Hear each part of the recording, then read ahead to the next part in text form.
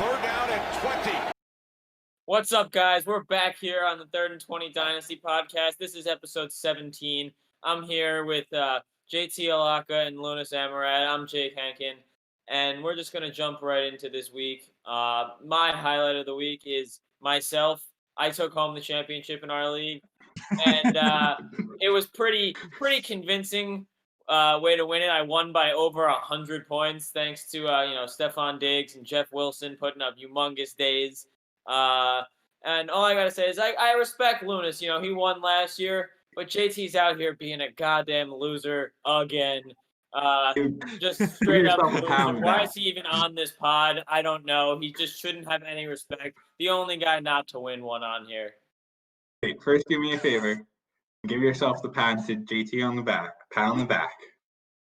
Go ahead. There it is. Congratulations.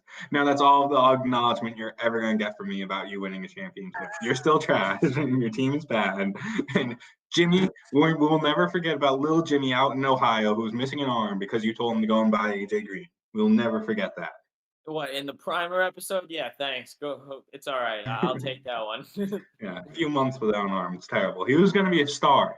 I had him in my 2028 Debbie draft. He was number 3 quarterback. All right, let's get on focus, though. No one cares about Jake winning the fantasy league. Literally 0 people. We care plenty. Zero people. Congrats, Jake. Yeah, my actual highlight of the week.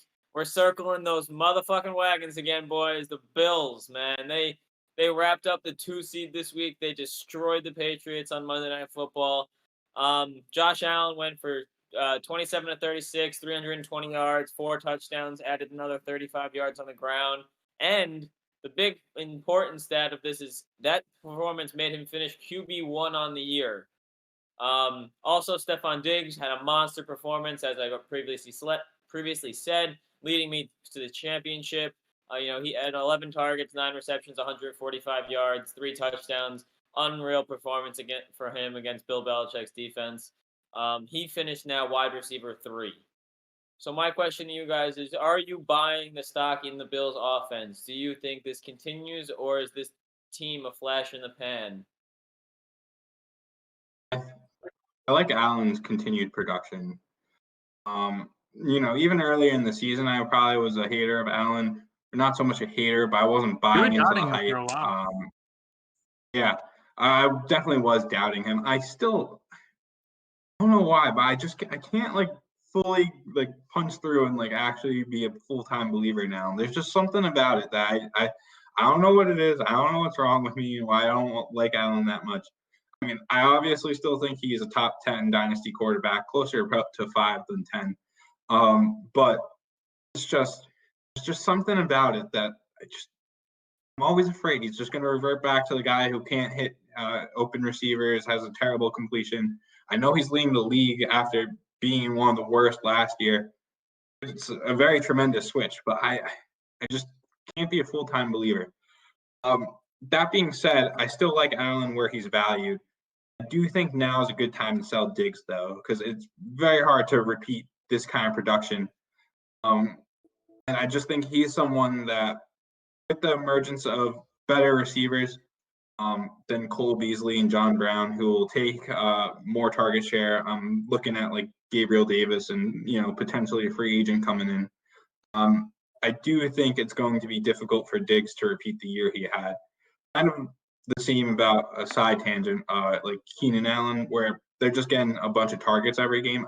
I get that there's such a great connection, but I don't know. I don't believe Diggs will be that. He might be a low end wide receiver 1 next year, but I just don't see him repeating the wide receiver top half wide receiver 1 he did this year. You're a hater. Yeah. Well, if you want me to really be a hater, right? On the other side of the football is the New England Patriots, who are just a mess. It was so frustrating. I don't know if you guys actually watched the game. I watched every play, and I was just getting so mad because literally the defense did nothing. And it's like what they did against the Rams. They just allowed them to run all over him. This time they'll pass. I mean, it's kind of like those lateral kind of passes, which is essentially a run, just a farther out pitch, basically. But they just couldn't tackle. They couldn't stop them. Then you want to go on their offense. Their offense is a mess. They need a different quarterback, whether they get one in free agency, trade for one, or draft one. They need a new quarterback. I like Jarrett Stidham. I mean, I saw him play. It's kind of tough to just judge someone getting thrown into the third quarter already down a bunch with, Kobe Myers as your number one wide receiver. It's just I didn't see a whole lot. The accuracy is not great. I mean, I hope he starts this upcoming week against the Jets and we can see what he has. But it's looking like the Patriots are definitely getting a new quarterback going into next year. Yeah, that was my real hate. Did you enjoy that broadcast, JT? Did you like did you like the young Carson Wentz in the Patriots uniform? His high It's gonna happen. Patriots. Yeah. It was I destined. don't know if I want him. I don't know if I want Carson Wentz. But Carson Wentz. he'll lead you to the AFC Championship. Very nice. They've got the cap space for him. They could take on the contract. I want to be 20. It's essentially if you trade for him a 2-year, $50 million deal. But either way, starting with the Bills, I don't know if I'm selling Diggs just because I expect him to be a wide receiver one as long as he's with Josh Allen. He's still young, pretty much entering like the prime of his career. Obviously, I mean, first off, you mentioned the other receivers. Cole Beasley had a pretty good year. Like he was a pretty solid number two. Like he was putting up like around like 10 to 12 points every single week. If I'm buying anyone on that Bills offense, because I'm a believer, and I think the MVP conversation had kind of always been Aaron Rodgers and Patrick Mahomes this year, but I think Josh Allen, if you had to list a third player in the MVP convo, I think it'd be him. He's been amazing this season, and Buffalo's been phenomenal all year. But if I'm buying anyone on offense, it's probably Gabriel Davis. Kind of hoping that he can. Zach Moss, I like too. I like Zach Moss too. It's just hard to figure it out between him and Singletary because I still think Singletary's good too. I guess it depends on the price you can get for Zach Moss. But I guess the hopes is that Gabriel Davis can take over that other outside receiver option. Because Cole Beasley is always going to kind of be a slot guy. But he would be the buy. And I agree with JT. I'd probably put Josh Allen with Dynasty, probably like QB5, I think. Because I probably still have around there. Because obviously there's like Mahomes, there's Kyler, Herbert's up there, Watson's up there, Lamar, Russell Wilson. Yeah, Russell Wilson. I completely forgot. Russell Wilson's still up there. I mean, but I'll say around like 5 or 6. Speaking of Russell Wilson and the MVP conversation, he's probably not going to get an MVP vote again this year, which is crazy that he's never received an MVP vote in his life. Just because for the past 6, 7, 8 years or so, he's been a top quarterback in the league, and he's just not even received one in that entire time. It's pretty amazing. Yo, real quick before we move off of the Bills, one thing that is a little bit of a buyer beware is that Brian Daboll, their offensive coordinator, is right now one of the top head coaching candidates. And I honestly believe that he is a top 5 offensive coordinator in the league. Watching some of those Bills games, their offense is just beautiful to watch.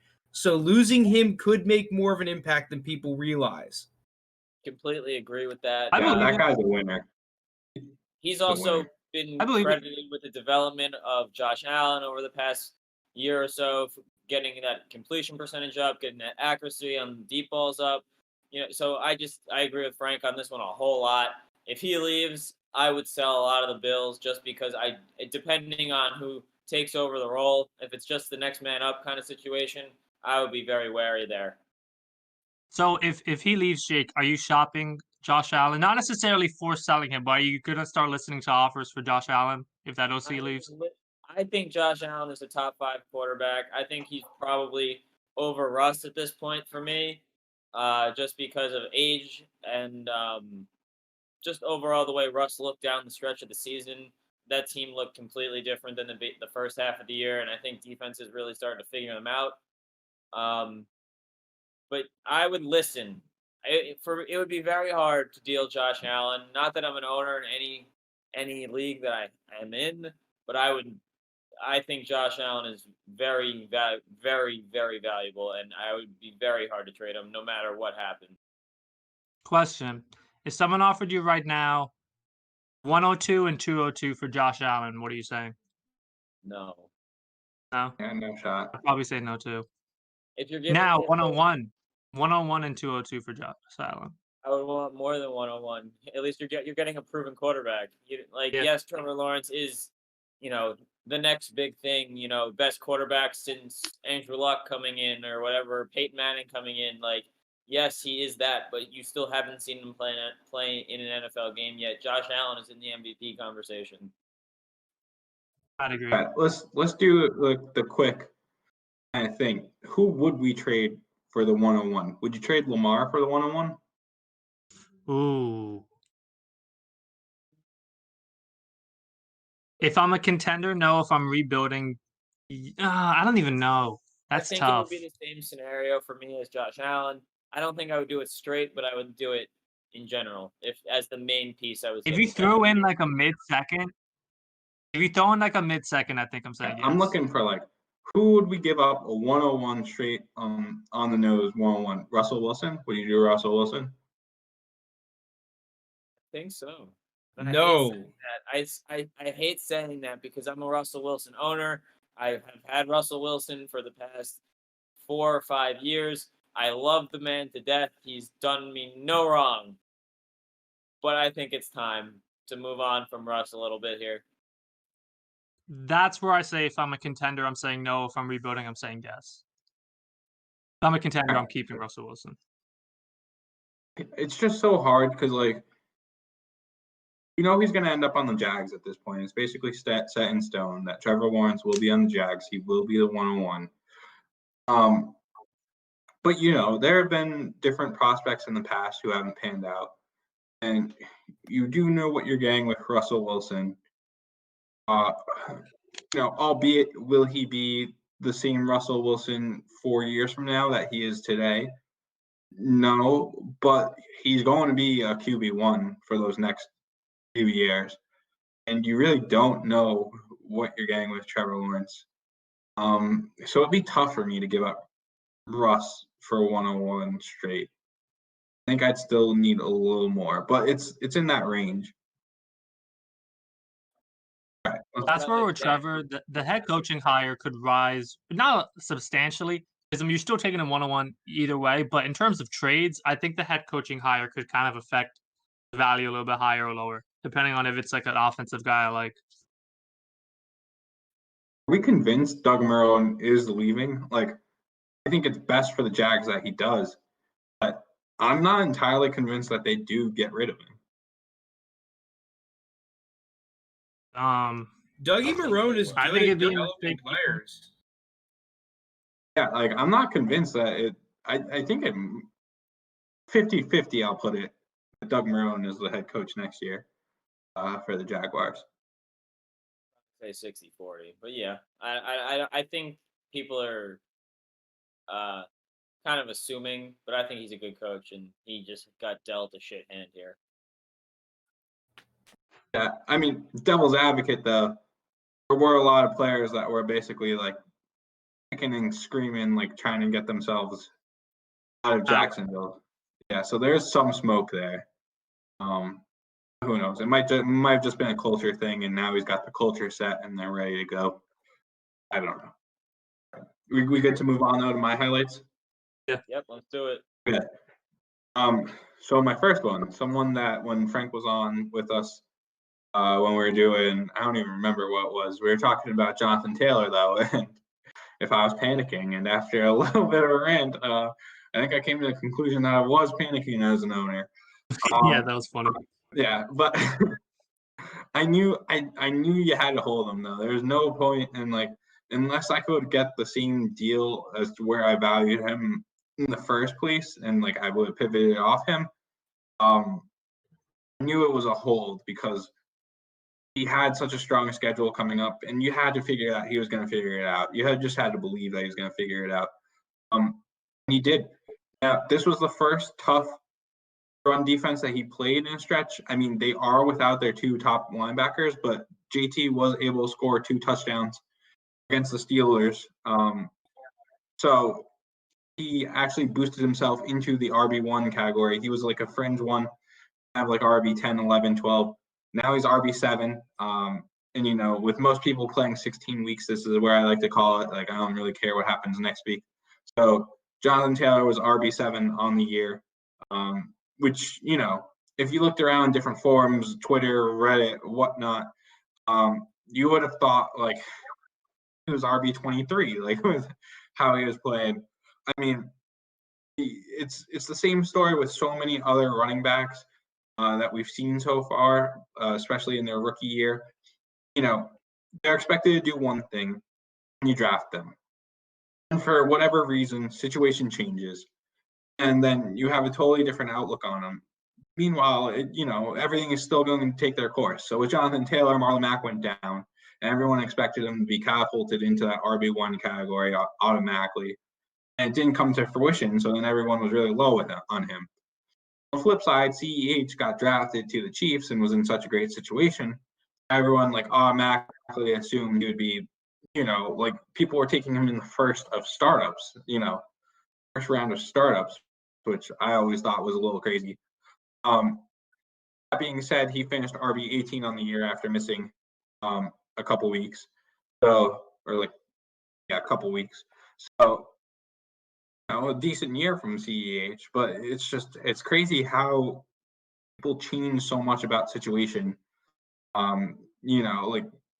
It's Dynasty. We're playing for the long haul. We're not playing like it's a redraft. But I still feel like so many people in the Dynasty community do play as if it's a redraft, but players that you just keep for next year. It's a weird phenomena, if you ask me. But that was my little mini highlight rant thing. I don't know if you guys have anything to add to that.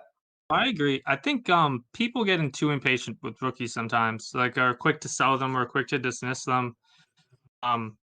I do think it's a good time to cash in on trying to buy some of them. Last year, I kind of got lucky with Miles Sanders starting off week, and then at the end of the season, he started playing better. And especially with the rookies this year, where we had a way shortened OTAs, way shortened training camp, no preseason games. Yeah, you have to give these guys time, even if it's not in that first season. Like you see, especially if they have higher draft capital, that the coaches believe in their talent. And that's going into guys for next year. Like this offseason, I'd be trying to text the Rager owner, how do you feel about him? Text the Ruggs owner, what do you feel about him? Like just trying to buy low on some of those rookies because you got to give them time to fully get themselves used to that offensive system and what was a shortened offseason. No, Jonathan Taylor looked great. He finished the season amazing. He final 4 games in half PPR, 19.5, 17.5, 29.5, 21. He's going to be the starting running back for them next year. I expect him to still be good next year. I don't know what they're going to be doing at quarterback, but I can't imagine the play will decrease. He looks amazing. And he's a top, I don't know where to put him, maybe top 8 dynasty back, top 10. Somewhere there. We had him. I forgot exactly where I had him. 8. We had him like RB7 or 8. Yeah. I think, consensus. I don't really have anything to add on there. Wait, real quick, because I think Lounis brought up a good point. Phillip Rivers has been playing dramatically different from the beginning of the season. Like that Colts offense is on another level than it was the first half of the season, or at least the very beginning of the season. Does that at all do you think that's inflating Taylor's value at all? Or do you think that even without Rivers playing this well, Taylor would be putting up these kinds of numbers? I think it's a change. Go ahead, JT. It's a change. Yeah, it's a change in what they've been doing too, right? Because so in the beginning of the year, their offense was so predictable, and they'd have Jonathan Taylor in on first down, and they'd run it up the middle. And that'd be the first down play. Second down play would be a pass. Then you bring in Nyheim Hines and you give him a screen, and then that'd be it. And it'd be a 3-and-out. Now they've started to switch it up more. You've seen they've involved Taylor more in the passing game. T.Y. Hilton coming back, them giving more targets to T.Y. Hilton has changed Rivers' gameplay. It's not as predictable anymore where if you have Nyheim Hines and you're almost assuming it's a passing down, and when you have Jonathan Taylor in, it's like a running down. Kind of how the Bengals were with Mixon and Bernard when Mixon was healthy. So I think that being less predictable and being able to run more of the offense, which Phillip Rivers is another quarterback. He's old. He's coming from Los Angeles, where he was his entire career, he's coming to a new team. He has to learn the offense too. So it could have totally been something of they weren't able to get the entire playbook installed already, and they would, you have the rookie players, Pittman and Taylor, who had a lot on their plate to begin with too. It could just be the offense, finally coming to form, and actually with experience they're playing well, and with practice they're now playing well. That's more so what I think. I think this is just who the Colts are now. I don't really think it's inflating Taylor's value. I just think this is the Colts that we should have expected from the beginning, but they just weren't ready and weren't prepared.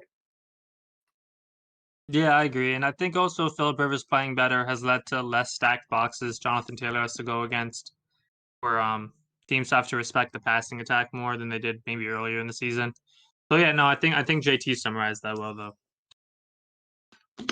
All right. You guys want to go on just another slightly tangent? Maybe we'll spend 2 minutes on it. Lounis did bring up another point where it's now's the time to send the Rager owner an offer feelers, or the Ruggs owner. It's I don't know. I struggle with this all the time, right? I want to know if there's a way that we could differentiate the N'Keal Harrys of the world from the DJ Charks of the world, the ones that have the disappointing rookie season that then become something, or then that become a dud. Is there anything that you guys use to really determine what these wide receivers what progression of these wide receivers is going to be? Yeah. I think for me, at the end of the day, I think a big part of it is just literally having to watch them, going back and watching a lot of their playing games. Do you think they're creating separation? Do you think when they're getting the ball in their hands, are they making plays and they're just not getting enough touches yet? I can say firsthand for Rager, there are plenty of plays where I see him getting separation deep, but there's just been shitty quarterback play for the Eagles all season long. They've missed him on a bunch of those deep routes. Ruggs, there's been a lot of times where he's getting open deep, but Derek Carr is looking to kind of more check down or spreading the ball around, and maybe just not getting him enough touches in the offense. Versus a N'Keal Harry, if you watched him, even when he got the ball in his hands, you didn't really see explosiveness. You know what I mean? You're not seeing him separate from corners a ton on his routes. You're not seeing him have when they pass to him, he made a crazy play. I've seen that with these other rookies. Versus for him, so it ultimately comes down to that, because you're not gonna be able to tell off the numbers. The numbers N'Keal Harry can just get open on a zone bust for a 15-yard in route and then just fall down right away. Versus if someone took a screen, made a bunch of guys miss and got those yards. So it's really just having to watch those guys. You're gonna have to put a little bit of studying into it. Yeah, Lounis hit that one right on the head. You really just got to do your own homework, just as you do with grading guys heading into the rookie draft. You got to grade your guys after the first season, see what you value them at now, and ask the owner and see if you can come to an agreement on something where you value them. Because obviously guys change value throughout the season, as JT said. Just Jonathan Taylor alone, he was super high up, super low down, and now he's back super high up again. So it really depends on what you see on the film. Guys like Jerry Jeudy right now, he's dropping a whole lot of balls, and he's just not looking good. And there's a lot of it you can't even blame on Drew Lock, who I'm not even trying to make excuses for. He hasn't looked good either. But Jerry Jeudy in his own right has made a lot of mistakes and is not even getting that wide open we're used to seeing with him at Alabama last year. So it's tough. But then, like Luna said, guys like Jalen Rager have really, every time they touch the ball, make something out of it. They've shown they can get open. They've shown that they've had the ability to catch the ball and things like that. So you got to grade your guys now and ask the owner if you can get to that value. And if you can, I think you got a deal. Fair enough. All right. So other highlight. It's one that I don't know. I don't love the guy as a person, but I can't deny his ability. You don't love him as a person. Yeah, you're on a first name basis with him, right? No, I mean he kind of just annoys me as far as quarterbacks are concerned. But it's Aaron Rodgers. Builds his MVP level lead. It's crazy to think what when we talk about what was going on at the beginning of preseason with the draft and everything, and different quarterback getting drafted in the first round to your team, then running back when really the team's main need was a wide receiver, which you thought it'd be something that they drafted in the first couple rounds. And Aaron Rodgers doesn't even light a fire under himself. He's just like, all right, like that's what it's gonna be. That's what it's gonna be. I'm gonna go out and I'm going to carry this team on my back to potentially the first seed in the NFC. So I think at this point it's kind of hard to argue him not being the MVP unless I just don't see Patrick Mahomes doing anything week 17 when they've already got the 1 seed locked up. I'm pretty sure Andy Reid has already said he's sitting. Yeah. So I'm pretty sure Chad Henne's getting the start this week. Yeah, so I'm willing to just give it over to Aaron Rodgers, unless there's a catastrophic week 17. Even with that, I think it's still him. My point, how many years do we think Aaron Rodgers has left in the tank? And do we think all those years left in the tank are on Green Bay? I think the writing on the wall, the writing is on the wall for his end in Green Bay. I really do, despite this MVP season. Obviously, they go out and draft Jordan Love in the first round, which arguably made him play better this season just because he wanted to show the organization that they were wrong, and he's not done yet. But he is 36. Even if he plays 2 more years and Love sits the first 3 years of his career, I think they're going to be done with him in Green Bay after his age, 38 season, whatever it is. And at that point, I think he still could play. We've seen guys like Brady and Breeze play well into their 40s at this point, and I don't think Rodgers is very different, just because he's so super talented and he's very smart about the game. He knows what he's doing. It's not all about the physical tools he has. I just think the writing's on the wall in the end, and he probably has, I would say, 2 years left in Green Bay. And then after that, if he doesn't retire, I think he does move on to somewhere else. Yeah, I think, how old is he, 37? How old's Brady now? 43. 43? Yeah, Brady can play till 43. I think Rodgers can hit 42. Because Rodgers is playing, if not better, just as good as Brady was at age 37. You could actually probably say probably better, but I just don't know if it's all going to be in Green Bay because everything Jake said is right. Like, they did draft that quarterback in the first round. Will he want to resign if, like, another situation where, like, a team's got a ton of receivers and a good offense throws him a contract? So I don't know where it'll be in, like, 2 years from now, but I think he's got, like, 5 years left. Okay, but my question to you then, Lounis, to just follow up on that one is, how many years does he have left being in QB1 in fantasy here? That's a good question. I'll say that's the point. Tough. It gets really iffy here. I wish I knew if he was going to be in Green Bay or not. I'll go 2, and that third year he's a high QB2. So just real quick, Tom Brady is right now. Let me pull it up. But last I saw, Tom Brady was definitely a QB1, and he is. I think he was like QB10 or something. He finished QB8 with a good week this week against the Lions. He just went off against the Lions, and he doesn't seem to be slowing down. Obviously, he's got some help with Evans and Gronk and Godwin and all those weapons he has. Even with Ronald Jones out, Fournette steps in, and they have McCoy, I think, on the bench, just inactive most weeks. But if he's put in a situation like that, I think he could produce very, very good numbers into his 40s, like Brady has. So real quick, Rodgers is under contract until 2023, or I think the 2023 offseason, so pretty much 2024. So he is under contract with the Packers for the foreseeable future. Yeah, that's where I was going. I think he'll, ride this contract out. And Aaron Rodgers isn't someone I see who's going to want to play like late in his career. I don't think Aaron Rodgers wants to be like 42 years old still. lining up behind center kind of thing. You got to think with these guys, like a lot of it's about legacy now and like what they're leaving behind. If Aaron Rodgers gets another Super Bowl, I don't know. He might just call it quits then. Like, I just don't see him playing that late into his career. So yeah, I think I'll give him 3 years all on Green Bay and then retire. That'll be it for Aaron. I think he retires after 3.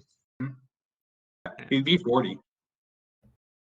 I still think. Yeah, and that will line up right when his contract ends. His contract ends when he is 40 years old. So I think I agree with JT. I think that there is a good chance he rides out this contract. Maybe if he's really feeling it, extends it 1 more year, and then he's gone after that. Are saying Dillon like leaving Green Bay or retiring? Because I agree he'll leave Green Bay then. I don't know if retire. I think he like Drew Brees, I'm pretty sure is 41. I think he's lasting to a similar vein of Drew Brees, where he'll last long enough to break all those passing records, have a shot in the playoffs for the foreseeable future. I mean, he's got a good chance at a ring now, and then 4 years from now, 3 years from now, it's done. Once he gets all the records, basically. Could you see it could happen on either side, either management or Rodgers himself pushing their way out, either management pushing Rodgers out of Green Bay or Rodgers like pushing himself out of Green Bay? Like, could you see that happening? Because I mean, what we've seen from management kind of seems like they don't really care much about Rodgers. They care more about the team's interests going forward. So is there a chance that Rodgers doesn't fulfill his contract with Green Bay? They move his contracts elsewhere, or he just retires and is like, never mind, like I'm good 2 years in kind of thing. And we saw it with Favre, and I'm not gonna say it's gonna follow a Favre situation, but it kind of has, with them drafting a first-round quarterback.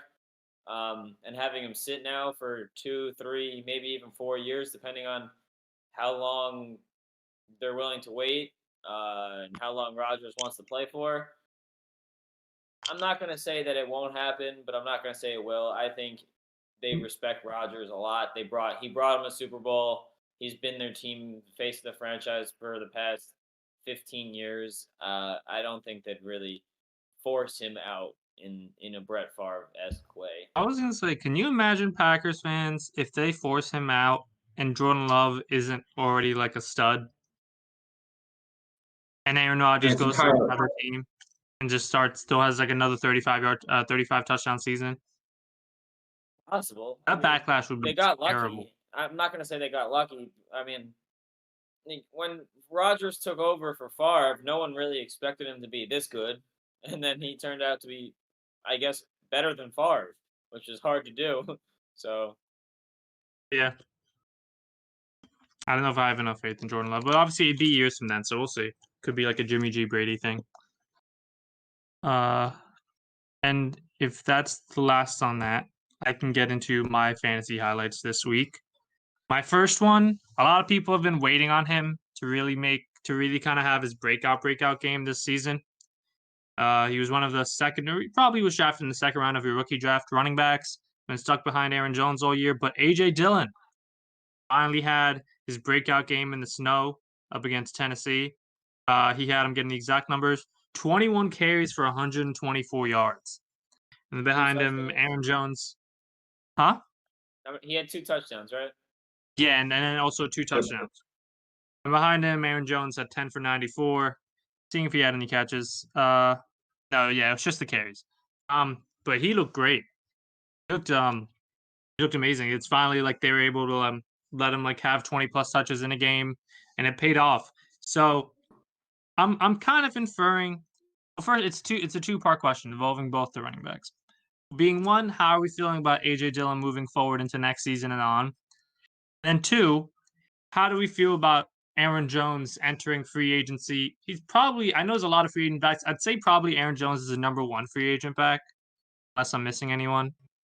I know there's like Chris Carson, James Conner. I'd take Aaron Jones over him too. Yeah. So Aaron Jones. Oh, what did you say, Jake? No, I think he is the number one back. Yeah. Yeah, so he'll be entering free agency. I don't know what teams will be. Maybe Atlanta, maybe Miami, maybe the Jets. We'll have to wait and see. But how do we feel about both of them moving forward? Yeah. So go for it, JT. Yeah, my thing is it's hard for me personally to buy someone after one game. I mean, it was tough for me to do that with Cam Akers. It was tough for me with Jalen Hurts. Now we're talking AJ Dillon. Only been one game. It was a weird, freaky game where they were in the snow. It looked like the Titans just didn't know how to play in the snow and that they were afraid to like run around. Like it was weird. So I'm cautious still on optimistic. I'm cautious, not optimistic on AJ Dillon. If someone else wants to overpay for him, like I'd gladly sell him if I had him. And I would not be upset if the owner in my league sold him to another team and I missed out on him because you still have what's his name, Jamal Williams there. He was out injured, so you don't know what's going to happen next year going on with that. So for your first question, I'm not sold on AJ Dillon yet. I do think he has a chance of becoming the top running back on Green Bay, but I don't know if that really equates too much because it could definitely be a timeshare. With the second part, I do think what's happened though is that we've seen AJ Dillon and Jamal Williams do enough where the Packers probably feel that they're okay without paying Aaron Jones a bunch of money. And I bet Aaron Jones believes that he can, get a solid deal going elsewhere. I think he hired Drew Rosenhaus as his agent. Wouldn't be shocked if he ended up in a team like Miami or something, where he'll be making a bunch of money.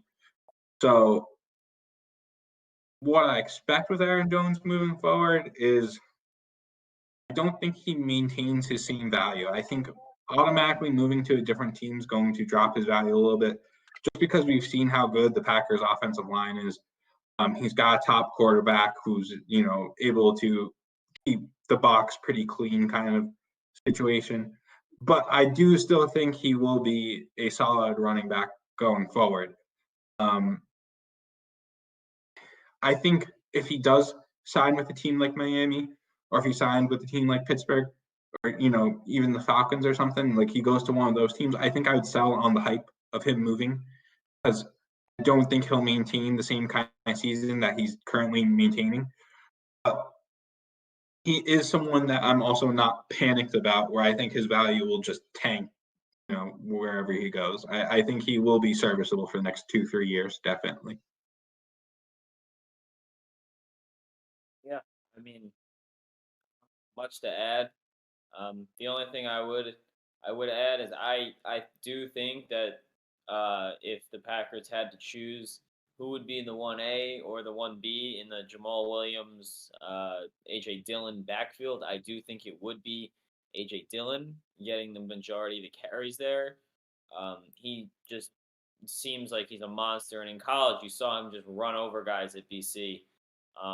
And in Monday Night Football or Sunday Night Football, whatever game that was, he looked like a monster. Obviously, like JT said, it was a weird game in the snow, and the Titans just seemed like they didn't want to run, didn't want to slip, didn't want to do anything in that game. But he looked like a beast, and I think he would be the one to take the majority of the carries should Aaron Jones leave in free agency. Yeah, I see Jamal Williams being the receiving back. And if you can get Jamal Williams cheap next year, I don't hate that. Because I think he'll get a lot of the receiving work we saw Aaron Jones have the past 2 years, where Aaron Jones has been really successful in the receiving game. I think Jamal Williams will be interesting in that. Because whenever Aaron Jones is out and Jamal Williams plays, he always goes off in fantasy. So I think depending on what the owner's asking for, I think he could be a little interesting buy as a flex piece some weeks. No, I agree with what both of you said. I'm interested to see what happens with him in free agency. So I do want to add the Titans. It's not just in snow games. The Titans defense looks like dog crap. Rain, shine, snow. I think they don't know what to do. First off. Second off, I was talking with Lounis about the Aaron Jones situation. One thing I want to watch out for is if Nathaniel Hackett, the Packers offensive coordinator, gets a head coaching job in a place maybe like in Atlanta or like in New York for the Jets, if he wants to go in and bring Aaron Jones in as a free agent, that's something that I would look out for, and I think that could retain Aaron Jones's value if you're an Aaron Jones owner that's scared of him losing value in free agency. I agree that would help retain the value, Frank, but I just don't see it being equivalent just because whatever team he goes to isn't going to have Aaron Rodgers playing quarterback and isn't going to have 3 all-pros on their offensive line. So it's going to be a downgrade a little bit at least, but I do think that would help retain some value. That'd be an interesting scenario because I do think he's one of the top kind of head coach candidates with what he's done with that Green Bay offense the last 2 years. And so my second highlight this week is obviously we're entering the offseason now. Trades are being back open in a ton of leagues. You can evaluate your roster, decide what moves you want to make for next year. I wanted to ask, what QBs for you, like out of obviously the starting QBs that are on most teams, who are you trying to sell this offseason? Yeah, QBs, so what position-wise? What are we talking here? Quarterbacks. Yeah, QBs.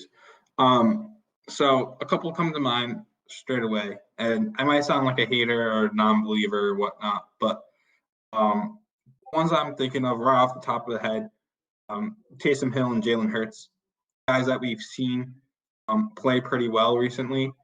You know, they're two totally different stories.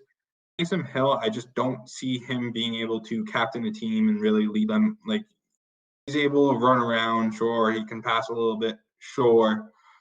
But he's just, I haven't seen the whole, like, he had a decent game against the Broncos when they didn't have anyone at quarterback.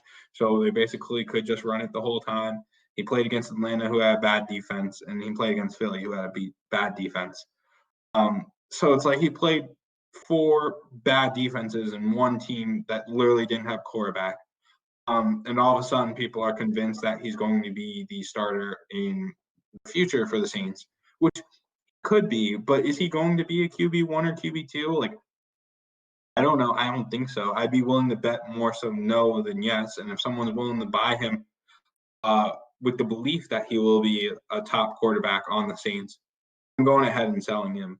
On the flip side, someone like Jalen Hurts, I know that they benched Carson Wentz for him. I know the Eagles have looked better with Jalen Hurts in. I'm still not convinced that the Eagles just don't keep Wentz and have him battle it out in the training camp. And Wentz could end up being the starter. Like, it's definitely within the realm of possibility that Wentz comes back and isn't the starter.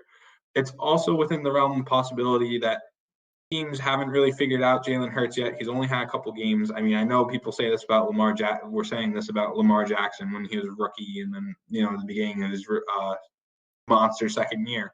But I just don't see it with Jalen Hurts like a lot of other people do.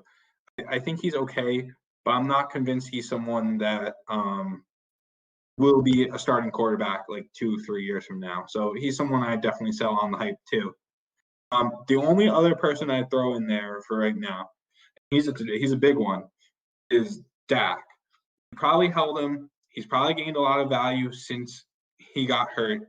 Because he's coming back, because we know he's recovering. He still hasn't signed with the Cowboys. I'm pretty convinced that he will sign with the Cowboys.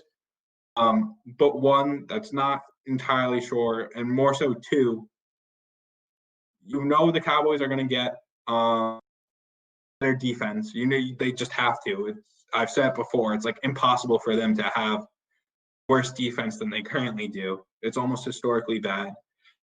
And there's also Michael Gallup and Amari Cooper aren't tied to the organization that long. So it's going to be CeeDee Lamb. And who else? I don't know. Zeke's aging, but Tony Pollard has looked good. So you probably will have Tony Pollard 2 or 3 years from now. It's just I just don't trust the Cowboys organization to build around Dak. I don't know, call me Jerry Jones hater, Stephen Jones hater. I don't think they can get it together and keep Dak at the top value that he is now. Because you could probably get QB5 the value for Dak. And that's a price that I'd sell at. Yeah. So I'm not going to say this guy is a must sell, but he was a guy I talked about last week in my Take the Floor segment. It's Lamar Jackson. I would sell Lamar Jackson this year. Like I said, he's coming off, 4 straight pretty big games against, not great defenses. And I'm just not a big fan of running quarterbacks personally. I just always think they're, one hit away from being a completely different player. Look at, RG3. And there really hasn't been any other running quarterbacks in this league, in the NFL, that have lasted that long. And I just think running quarterbacks in general are a ticking time bomb, and eventually their time is going to run out. Lamar's now done it for 2.5 seasons as a starter. It seems like he's been, great. He won an MVP. This season was a little down, and then at the end he really picked back up again. And I think it really, like I said last week, left a good taste in fantasy owners' mouths. And it'll raise that price. You can probably get a top 5 dynasty QB value for Lamar Jackson right now, and I think it's worth it, especially like I said in this draft where it's very QB heavy, and I think you can find a replacement that's not in the league right now, and that as well as getting pieces to build your roster around it. So if you can get 202 maybe, or not 202, 102, sorry, and a wide receiver and a running back, definitely trade Lamar Jackson. You'll be able to get him to build your roster, make a better full-rounded roster, and you'll be better for it in the end. Yeah. I like both those takes. Hurts is tough for me because I kind of want to wait and see, because if Wentz does leave, I think he's very interesting. Taysom Hill, I agree with you on, including, and then Dak also, because I also think with Dak, if anyone's expecting those first 5 games to be continued next season, I don't see how that happens. I don't think they could possibly be playing from behind way more than they were the first 5 games. My guy, Frank, me and Frank had a little conversation about this. I don't know if he agreed. I don't think he agreed, but I personally would be trying to sell Teddy Bridgewater just to kind of see what I can get. I know it's kind of a cop out. Huh? He's just Teddy Bridgewater. He's gonna be what he's gonna be. He's gonna be a middle of the road quarterback, and they'll probably draft one in the top 5 this year anyway. So there are some people who don't think they're gonna draft a quarterback, and that's kind of the, I guess, audience I'm trying to sell them to. I don't know what you guys would do if you own Teddy Bridgewater, if you would just ride it out and keep him, or try to sell him this offseason. He feels like someone with the writing on the wall where he's not going to lead you to a Super Bowl. So at that point, he's someone that is automatically in contention for losing his starting job. But it's tough with players like that. Last year, someone probably was trying to sell Dwayne Haskins, probably trying to sell, I don't know, a couple of years ago, Josh Rosen prior to the draft kind of thing. There are a lot of players that you try and sell based on name recognition and value, but it's always so hard to get an owner to bite on it to give you at least somewhat fair value, right? Because if you sell a discount, that's fine, but I feel like even with those players, you're not going to get even a discounted value, a nice discount value. It's always hard. You look at different trade sites and whatnot, and you see who the most popular traded players are. Surprisingly, it's more of those RB2s, wide receiver 2s, not so much in Superflex, the lower end quarterback 2s. The low end guys aren't sold nearly as much as you'd think they would be, even if they are thrown in package deals and whatnot. And to me, Teddy Bridgewater is a lower third probably of quarterbacks in the league. So it's always hard for people to agree on value for Teddy Bridgewater. I do agree though, what Lounis was saying, if you could find that audience that doesn't think they're going to draft a quarterback and that he'll be a solid quarterback too going into next year and beyond, that would be someone I'm trying to sell to. But for me, it's just so hard to find those people. I feel like everyone's become so much more knowledgeable at this point, and they kind of know what's going on in the league. Yeah, they listened to our podcast all season, so now they're clearly knowledgeable. Twitter is probably what mainly changes that. Twitter, you're able to follow everything like so closely, and like everything's reported on to almost the minute. Like it's so much easier to keep up with what teams are thinking and whatnot. So at least the public gets way more access than they probably would have a few years ago, even. So it's tough. That's fair. Yeah, I was usually gonna say Dak as my main one, but JT took it and made a good argument. Sorry, did not know. Okay. So now we can enter our trending up and trending down segment. We've got Jake entering first to do trending up. Your guy, the QB. My man, Maserati Mitch. He's back, boys. He's back. He's trending up this week. He had another good performance this week against the Jaguars, albeit the Jaguars are the Jaguars and they stink.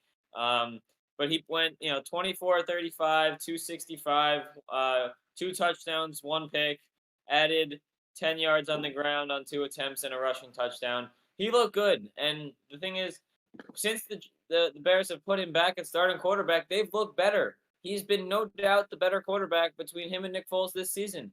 I've heard rumors that they might keep. They've already said they're going to keep Matt Nagy for next season, and I've heard rumors that they might keep him for next season since they're not going to be in position to draft a quarterback. My question to you boys is: obviously he's trending up for the rest of since he's played well at the end of the season, but if he is the starting quarterback next year, how much faith do you have in Maserati Mitch, boys? JT shaking his head, just going no. None. Do you want to take this one, or do you want me? I'll just go quick, then you can get into it. I'll say he could be the starter next year because I don't think the Bears would be at the top of the draft where they can get one of those top QBs. So I wouldn't be shocked if they brought him back on a 1-year, 2-year cheap deal. But I think once he gets announced as a starter coming back for next year, I think that's when I kind of listen to offers with him. He is a free agent since they didn't pick up his 5th-year option. So he is a free agent. Yeah. So it's going to depend on what happens there first. But if he resigns for, a 3-year deal, a 3-year team-friendly deal kind of deal, it would be a perfect time to sell Mitch, I think. I would hate to be a Bears fan.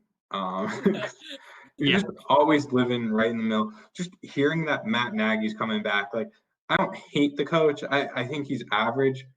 But it's just that's what they live in. They live in average. The Bears are just always average, and it's so painstaking that you buy into this team every year and like, we're gonna make the playoffs, we're gonna do well, and then either they barely make the playoffs or they miss it, and if they do make it, it's heartbreaking losses like the double doink. So side tangent to Mitch Trubisky, I think he's just left such a sour taste in like so many people's mouths that like it's gonna be so hard to find good value for Mitch Trubisky. I almost prefer he just got like benched after his rookie year, and then all of a sudden just like started to come along, and people were like, "Whoa!" Like I feel like he'd have way more value than him starting the past 3 years and then getting benched into his 4th year and then coming back and having a resurgence. I think people have just seen enough of him that they're willing to take a pass on him and just be like, it's not worth me going out and buying. Now, could he end up being like the Ryan Tannehill of a couple years ago, or this was just last year? That's crazy to think about, actually. Sure, but I'm not willing to bet on it. I just don't believe in Mitch Trubisky. I'm not buying him. If someone gives me any solid offer, I'm selling him. What would you take for him, JT? What would you take for him?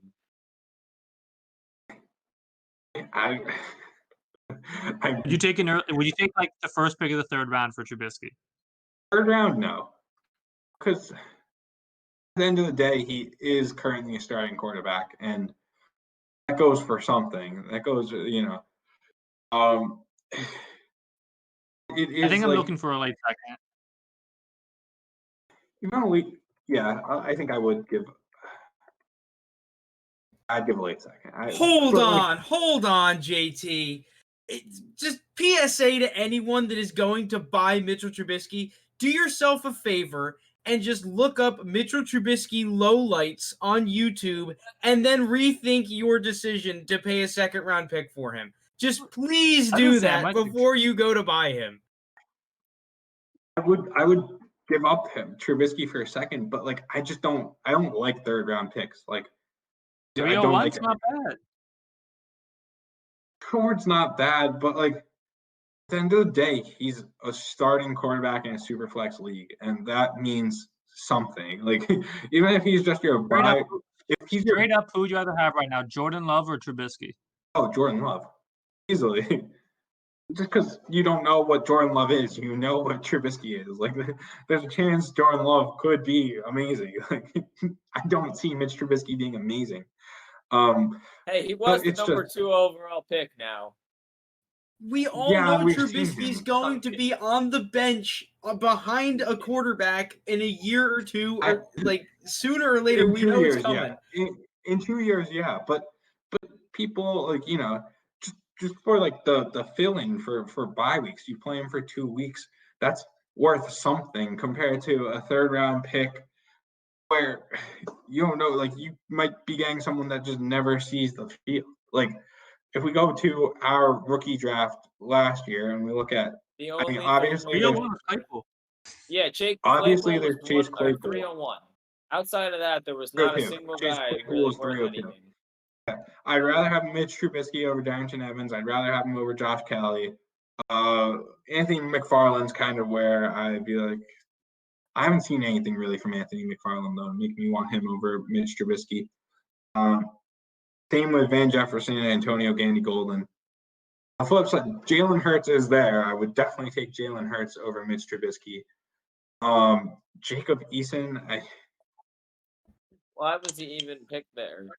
I would put Darnell Mooney in the third-round conversation as well, personally.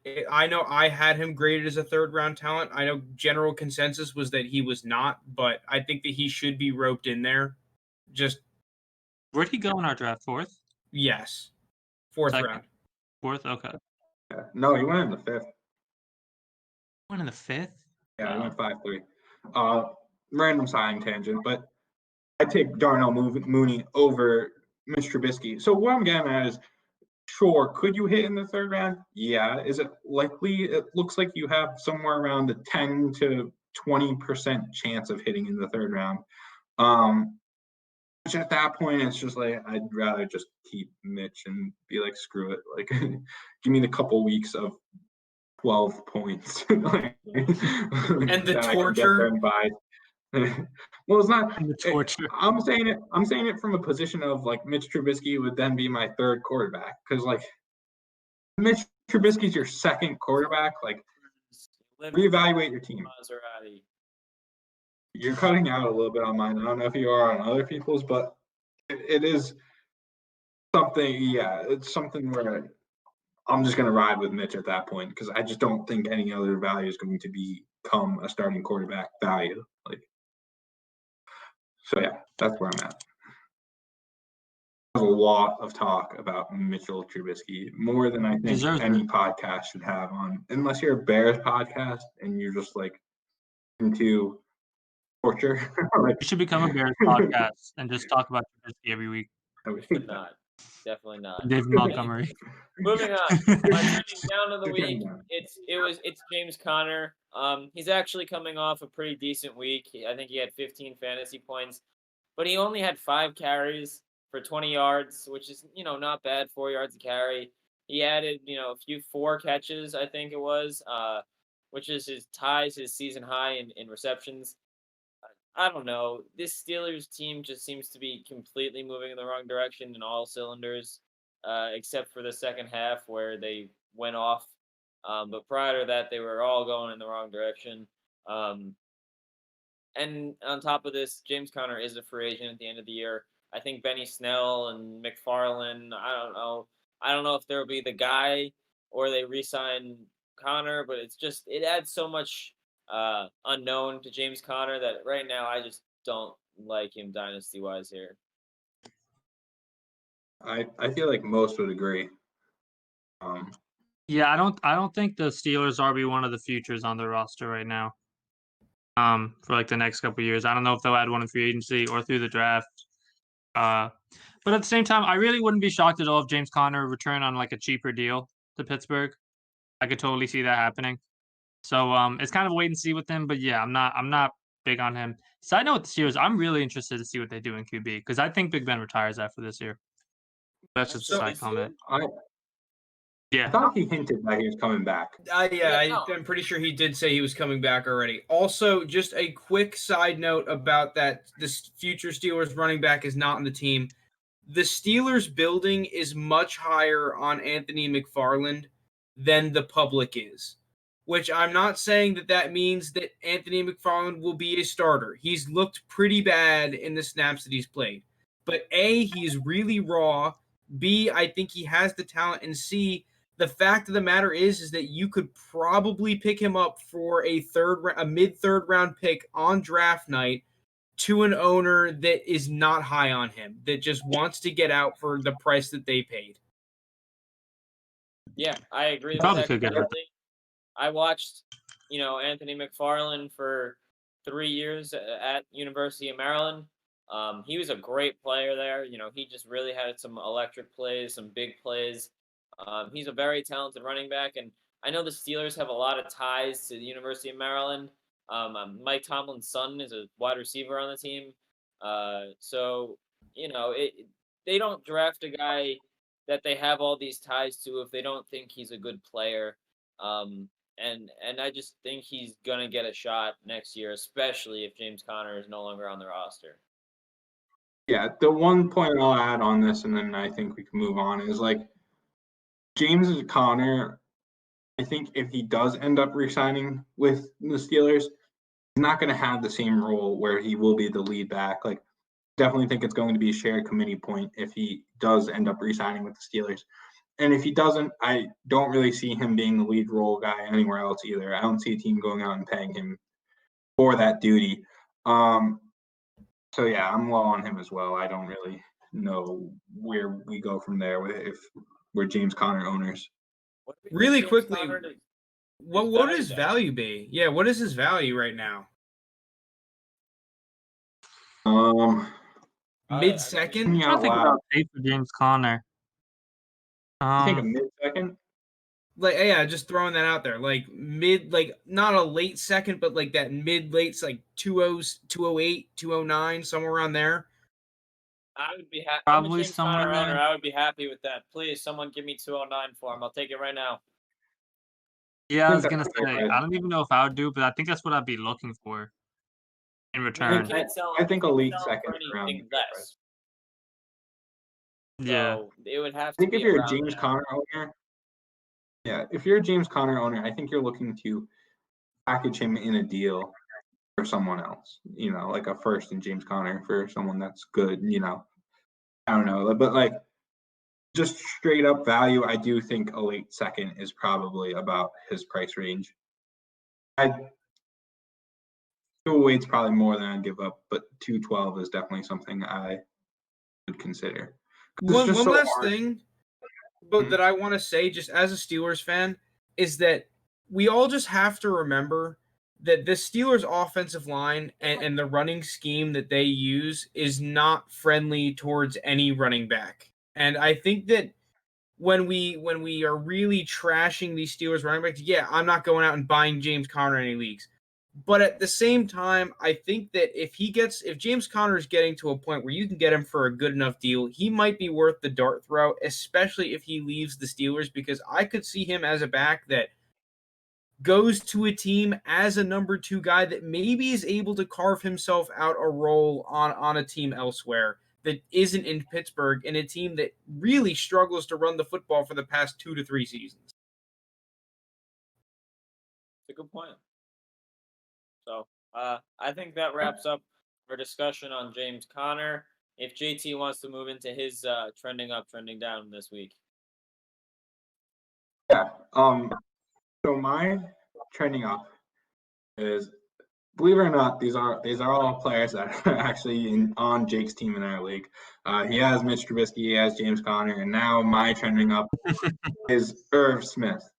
Yeah, let's just talk about my whole team. I love it. I love to hear it, boys. I mean, some of it's bashing, like the past two. Here I'll actually talk nice about one of your players. I've liked Irv Smith for a little while now. I thought he was a breakout candidate for this year. Turns out Kyle Rudolph was a little more involved than we would have thought. And the out of Justin Jefferson and like what he's doing on a historic level almost has kind of taken that away from Irv Smith. But we've seen like what he's able to do without Kyle Rudolph. He had 6 catches for 53 yards and 2 touchdowns last week against the Saints, who in the past have been actually pretty good at defending against tight ends. Recently, they've not been as good. So, you know, it's hard to take it face value for what it is. But I think about Irv Smith. I think about someone who's going to have a lot of opportunity in front of him. You've got Kyle Rudolph, who's aging out. I just don't see him carrying, you know, the full snap share. I think he'll slowly fade out or even leave the Vikings, retire or whatnot. So you've got opportunity in that sense. You've also got Adam Thielen aging and not really another solid wide receiver behind him and Jefferson. So Irv Smith is likely going to see targets, and targets is what you need to be a top tight end. You know, it's just so murky after like tight end 5 that just seeing a consistent volume definitely catapults you into T1 conversation. You know, like a top 12 tight end. So there's that. And there's also, he's younger than a decent amount of rookies this year. Like Adam Troutman, for example, Irv Smith's like a year younger than Adam Troutman. I think he's older than Cole Kmet, who was the other guy drafted. And then let me look up Harrison Bryant real quick. They're the same age. So Irv Smith's got one more year under his belt than these guys. He's had, you know, way more experience in a position that you need experience in to play. He's looked good catching the ball. So Irv Smith is someone that I'm putting as trending up. You know, Kirk Cousins trusts him in the red zone, as we've seen. So I think he's someone that could definitely be a breakout tight end going into next year, and someone who I believe will be a TE1 next year. Yeah, I think I talked about him 2 weeks ago when we did our, you know, guys to watch out for in the offseason. He was one of the guys I mentioned. JT talked about it already, but he was, you know, the youngest player in the league last season. He's still younger than many rookies this season at a position that really it's hard to develop at. Not many come in and dominate right away. So I think giving Irv Smith another season where he's now going to develop, get even stronger, get even bigger, learn the offense some more, get more comfortable in the offense, get more trust from Kirk Cousins. I think there's a really good chance that, like JT said, that he catapults himself up into that tight end 1 conversation, even though that's not really that difficult. After tight end 5, it's pretty much just who has like 5 touchdowns. But, you know. Yeah. I was gonna say, I think you guys summed that up well. I'm high on him also. He's always been insanely talented, and like you guys mentioned, one of the youngest players in the NFL. I'm really interested to see him next season. I think you guys are right. He does get into that top 10 tight end scoring for next year. What was I gonna say? If nothing else, JT, do you want to get into your trending down? So this one's a tough one because I was actually pretty high on him in the beginning of the year, even in the offseason. He's someone that I thought with some offensive line help, the weapons around him, he would actually have a QB1 year, or at least, you know, high-end quarterback too. No, you know what? I thought he was going to be QB1. I'll own up to it. I'll admit it. Let's say, isn't he QB15? He is QB15. I thought he was going to be QB1. Top 10 probably even going into the year. I was wrong. Jared Goff is my trending down. And the past 5 weeks have not been pretty. In the past 5 weeks, Goff has thrown 5 interceptions, 4 touchdowns. He lost to the Jets. The Jets. It's not looked good. I don't know. I don't have much else to say about him. I mean, he's got the long-term contract. I've been like searching, trying to figure out why he's not playing nearly as well. I've seen people starting to suspect that it could be Sean McVay's play calling has become predictable, and they're finally starting to catch on to Sean McVay. I just don't know. I don't know what went wrong with Jared Goff because he's got the weapons. His offensive line is still shaky, especially when Whitworth went down.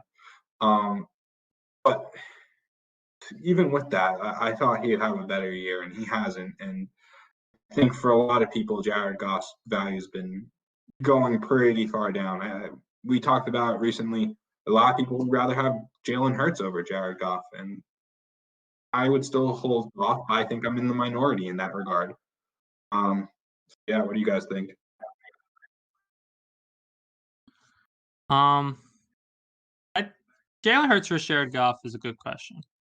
I think I would take the chance on Hurts, but it's insanely close because when Hurts plays, I think his rushing floor makes him kind of better. But Jared Goff, you have the stability because that's the one good thing about Jared Goff.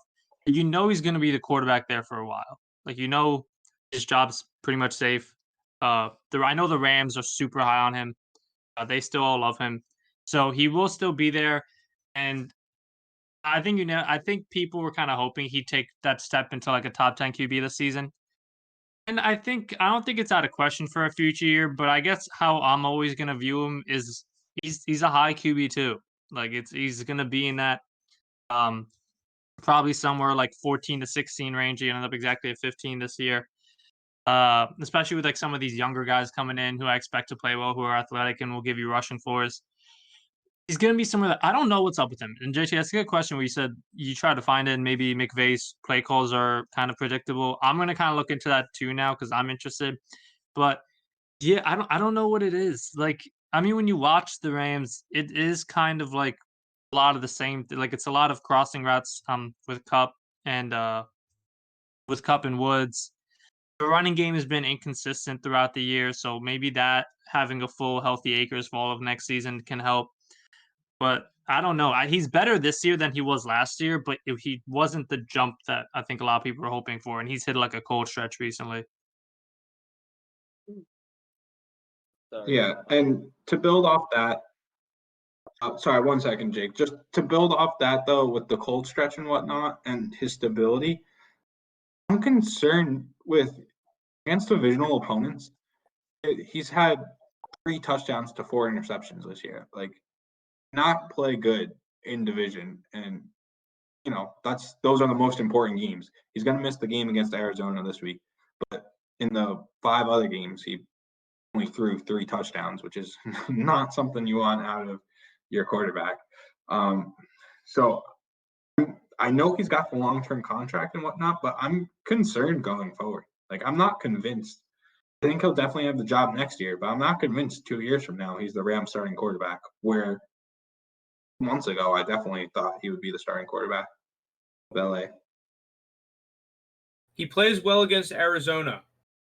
The Rams own Arizona. They haven't lost in like the past 3 seasons, 4 seasons to them, and most of those games have not even been close. None of them have been within 7 points.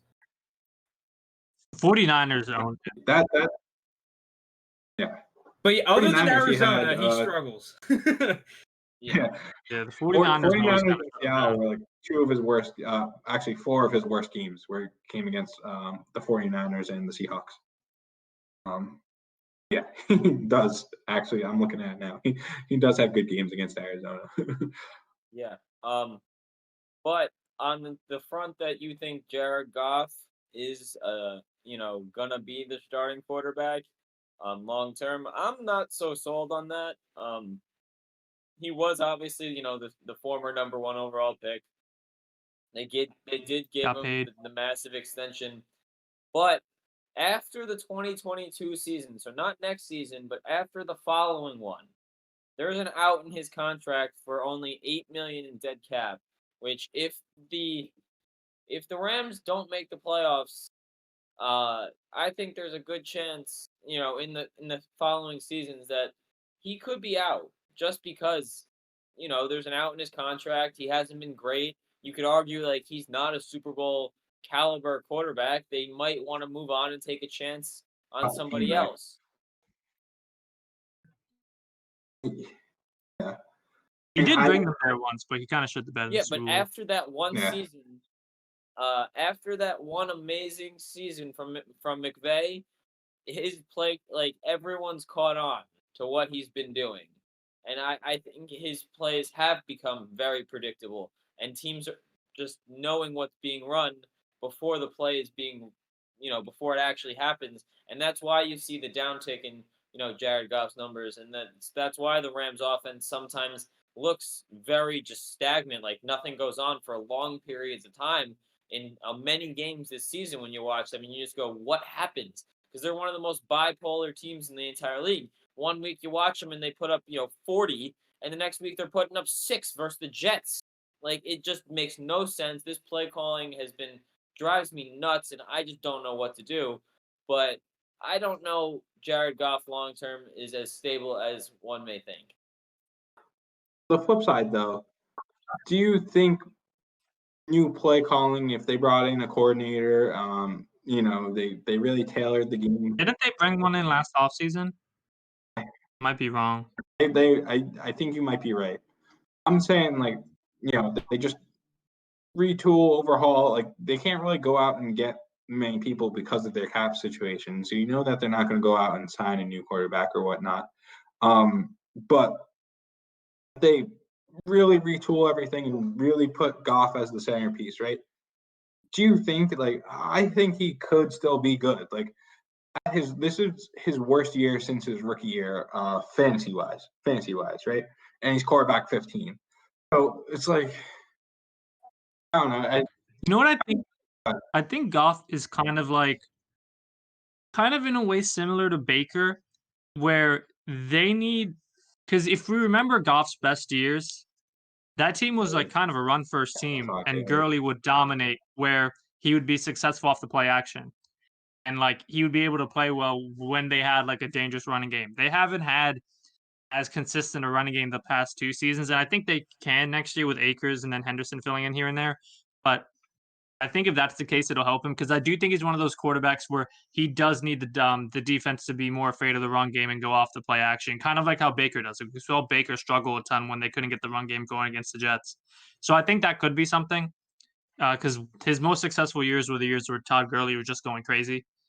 So maybe that's it.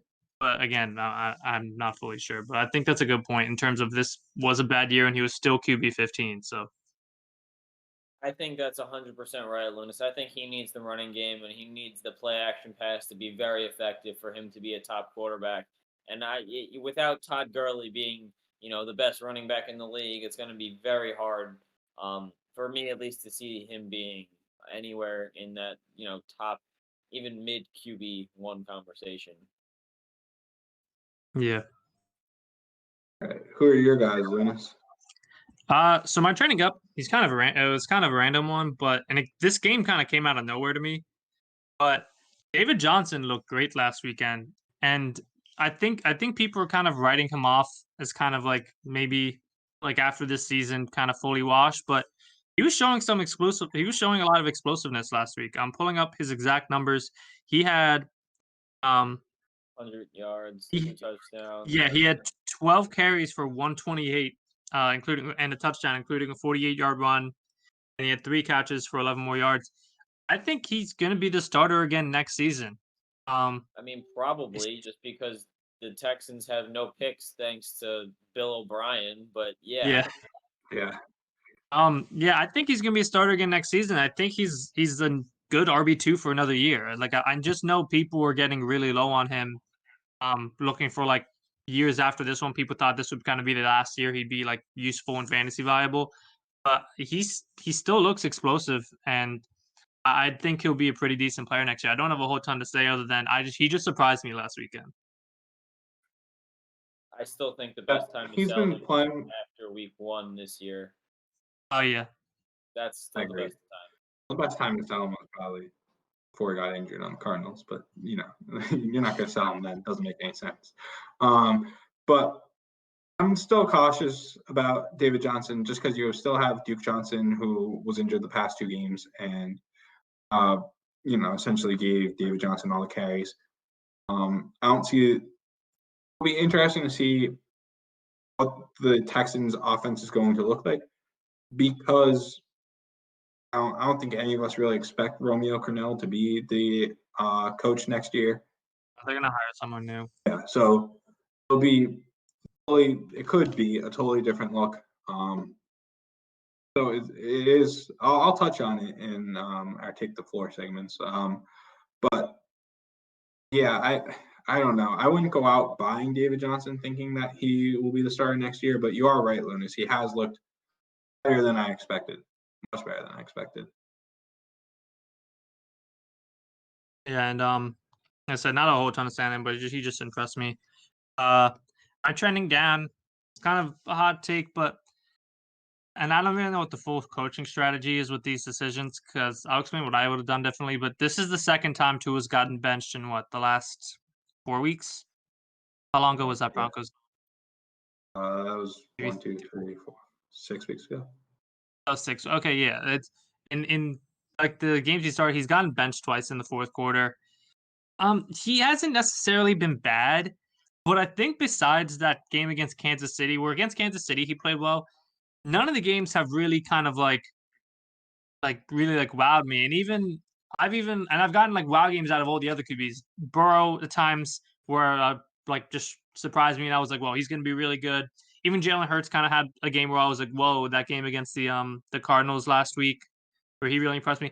Tua hasn't really had that game where I'm just like, I can get fully sold on him. I don't I want to buy into him more. I don't know. And then I start to think oh, his last year in college, his receiving core was, this is crazy to think about. Judy, Ruggs, Devontae Smith, and Jalen Waddle were his receivers last year in college, which is probably better than most NFL teams. And then Najee Harris and that Bama O-line behind him. And I'm starting to think he's a good quarterback, then maybe he'd look a little bit better just because of what was around him. I don't know. I wanted you to get is it too early to be at least just a little bit concerned about Tua? Yes. It is too early? Yes. I think so. Lounis, I think the thing with him is that he's right now, I guess it's called playing hesitant or whatever it is. He's kind of afraid to make mistakes, I feel like.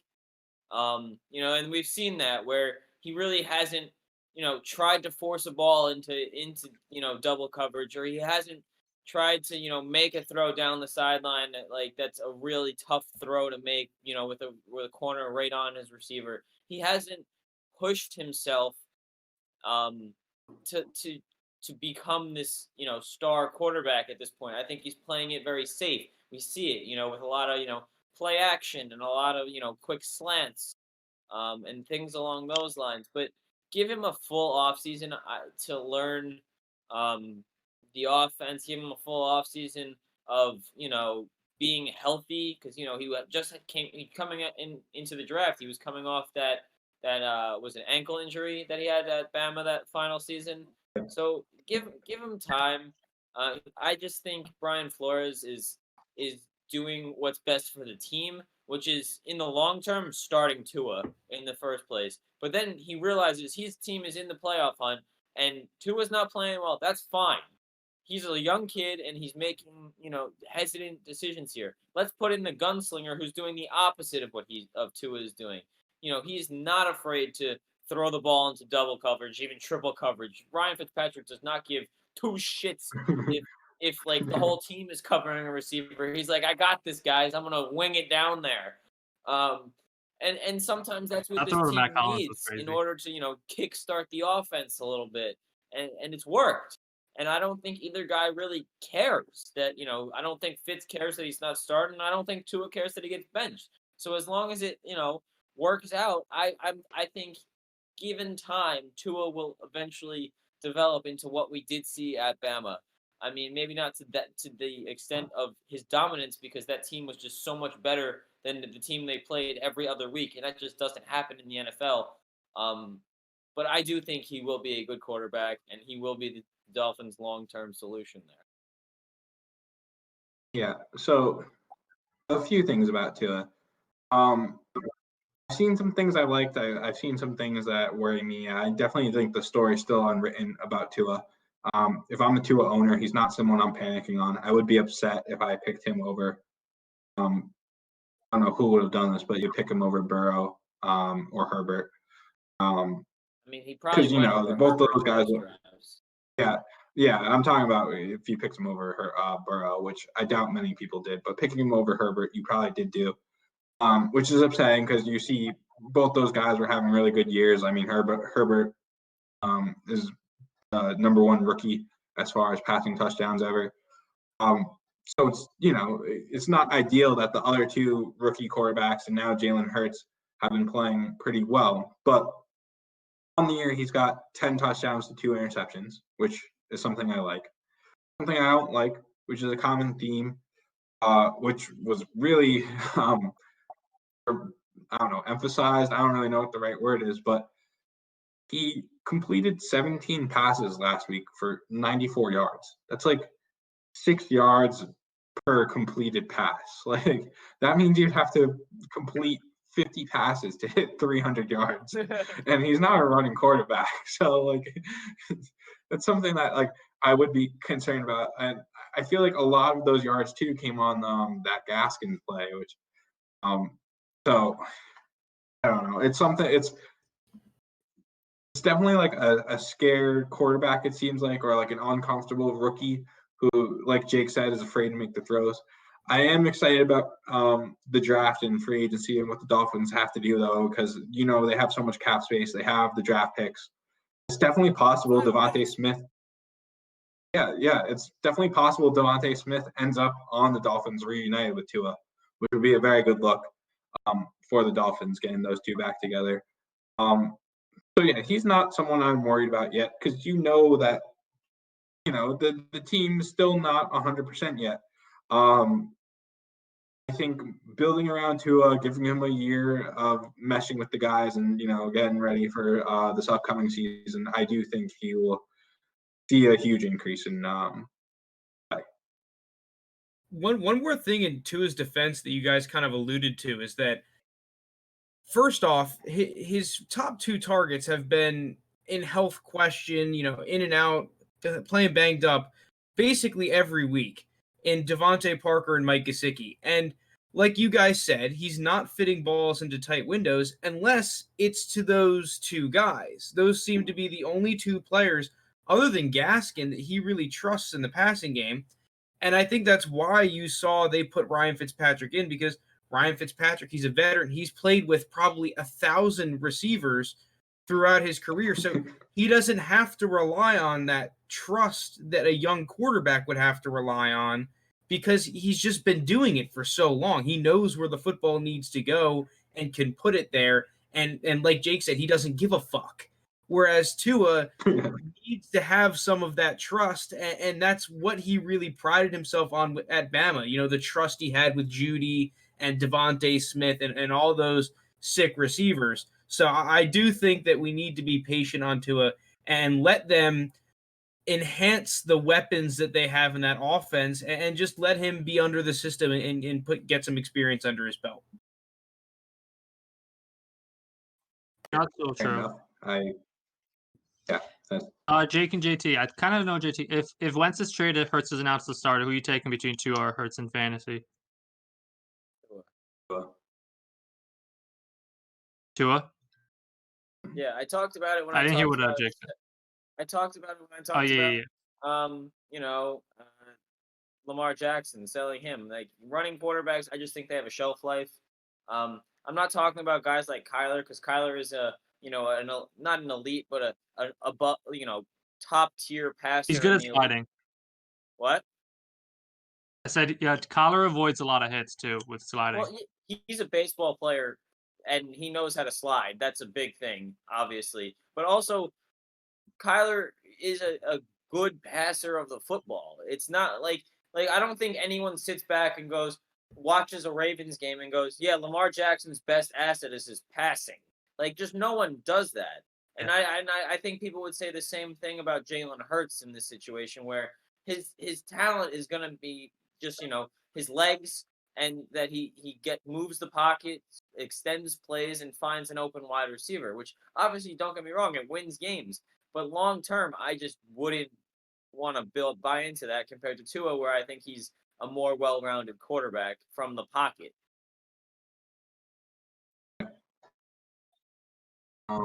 I agree. Dude, Kyler's What just say, built JT? different. Yeah, he's ridiculous. TBT, don't He's ridiculous. Saying, remember you said he could potentially be the one overall. Yeah. Oh, Clownus. Clownus is back. Yeah. You gotta make sure that Clownus didn't rear his ugly head this time around. We still have one more segment. Mahomes is lucky he's not in the NFC West. Mahomes isn't built for the NFC West. Mahomes literally beat the NFC West in the Super Bowl. All right. Good loss. We ready to take the floor? Yeah, let's take the floor.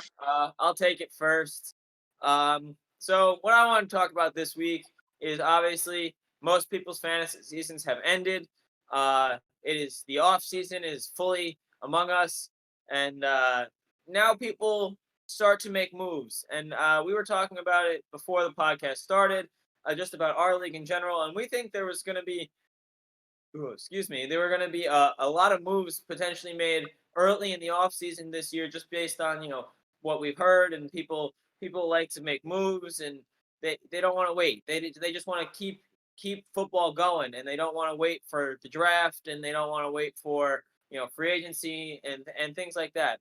So what I want to talk about is when I think the proper time to make a move in the Dynasty offseason is, in terms of guys that want. There's the school of thought that people should wait for the NFL draft and see where rookies land and how that affects the guys that are currently in the league.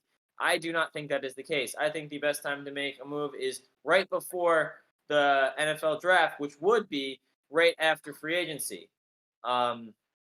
Therefore, you get to see where all the big free agent signings go. You get to see who's improved their offensive line, who's brought in that number one wide receiver, who signed the big money running back. So you have an idea of what's going on. And also that gives you a better idea of who's going to draft whoever didn't sign the running back and still needs one, probably is going to go and draft one. So it gives you a good sense of where people are going to land in the draft. On top, the one caveat I will say is that I do think it is worth gambling on guys that are going to be a free agent in certain cases. Like this offseason, I think is right now is the best time to buy Allen Robinson, because I think Allen Robinson is in a situation that can't get any worse. He played with Nick Foles and Mitch Trubisky in a Bears offense that wasn't good, and he still put up wide receiver one numbers. And now people are just like, oh, he's going to get worse if he leaves? I don't know how people think this. Like, it makes no sense to me. Just because he's switching teams does not mean he's going to get worse. Yes, that is usually the case for running backs, but wide receivers are a completely different animal. So the one thing I will say is if you think a guy's situation can only get better, now is the time to get him, just because people will be, worried about where he will sign.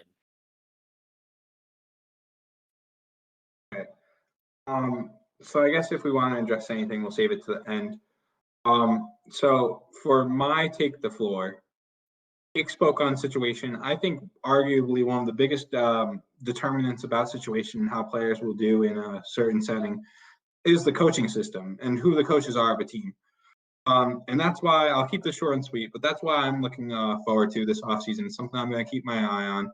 It's something that I feel like a good chunk of Dynasty players don't necessarily consider as much. Like, they'll see who the quarterback is, they'll see who the other wide receivers or running backs are on team, and they'll be like, oh, my guy's got a good shot. But for every Andy Reid, Kyle Shanahan kind of offensive-minded, genius going on, you got the Adam Gases and Bill O'Briens who could really just tank a team's their assets, like who you have. So it's something that you gotta look out for. There are a bunch of changes that are going to happen. It's inevitable. It happens every NFL season. I think they're one of the top leagues as far as turnover is considered. So you gotta keep a lookout on players that are having a change in coaching or are going through different coaching staffs.